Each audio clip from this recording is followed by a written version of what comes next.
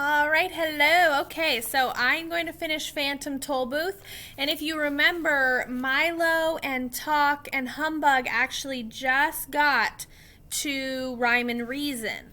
And so they finally found the princesses, and now we're going to see what happens.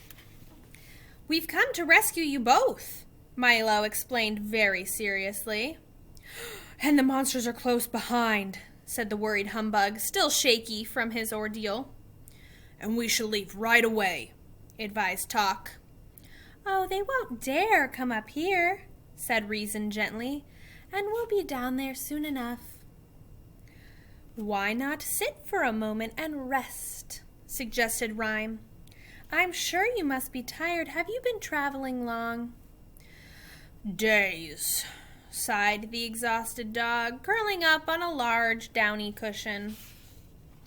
Weeks, corrected the bug, flopping into a deep, comfortable armchair, for it did seem that way to him.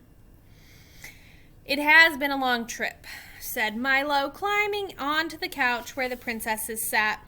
But we would have been here much sooner if I hadn't made so many mistakes. I'm afraid it's all my fault.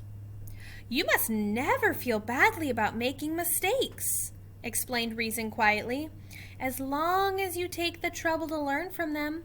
For you often learn more by being wrong for the right reasons than you do by being right for the wrong reasons. But there's so much to learn, he said, with a thoughtful frown.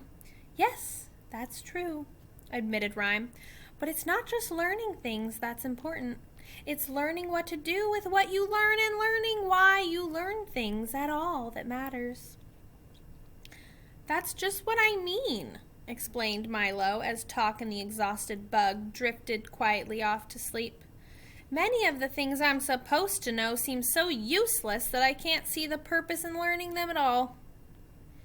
You may not see it now, said the Princess of Pure Reason, looking knowingly at Milo's puzzled face. But whatever we learn has a purpose, and whatever we do affects everything and everyone else, if even the tiniest way. Why, even when a housefly flaps its wings, a breeze goes around the world.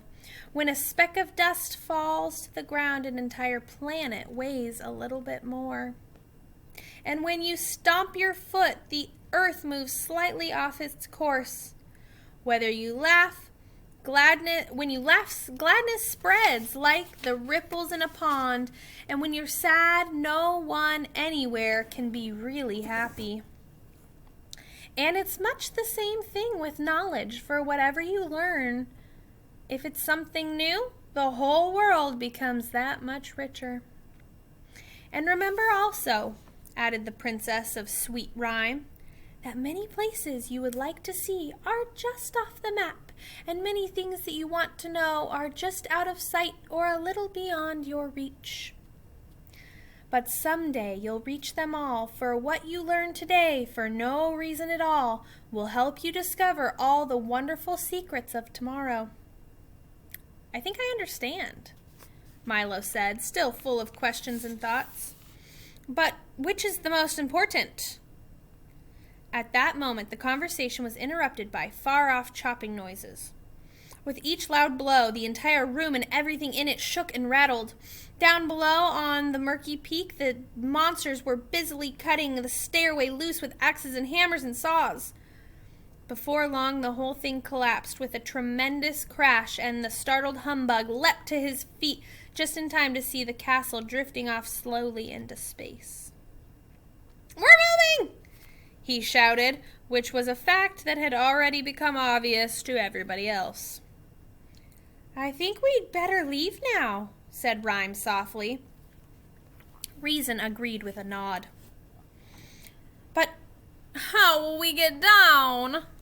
Groaned the Humbug, looking at the wreckage below. There's no stairway, and we're sailing higher every minute.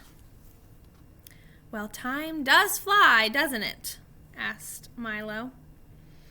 On many occasions, barked Talk, jumping eagerly to his feet. I'll take everyone down.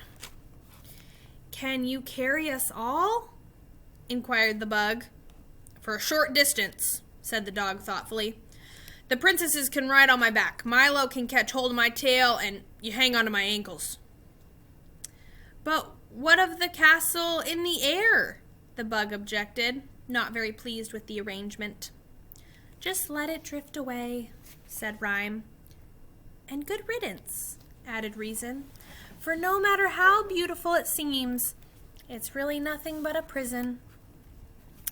Talk then backed up 3 steps and with a running start bounded through the window with all his passengers and began the long glide down.